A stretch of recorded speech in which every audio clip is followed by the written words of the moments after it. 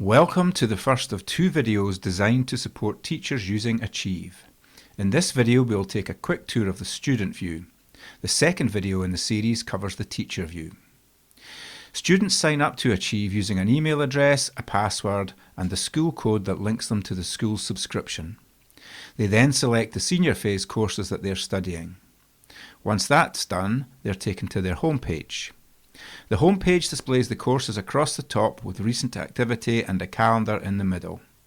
From here, students mainly use three areas in the menu bar: Learn, Assess and Self-Evaluate. These form the core of the student experience. Let's start with the Learn module. All Achieve courses follow the same structure. Tabs along the top show the SQA units for that course, and each unit contains a set of learning concepts, the key knowledge and skills that students need to learn. This structure can also be helpful for teachers new to a course, as it clearly outlines the learning to be covered.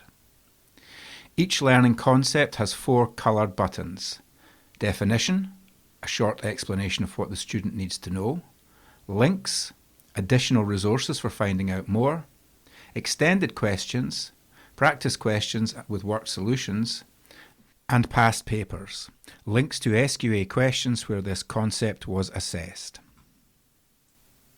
Next, let's look at the Assess module. Achieve includes over 50,000 questions, with new ones added regularly. Students use this area to practice, receive feedback and track their progress. The three green buttons at the top let students choose how they want to be assessed. Topic assessments: questions come from a specific topic within a unit. Unit assessment, a random selection of questions from an entire unit. And course assessment, a chosen number of questions drawn from across the whole course.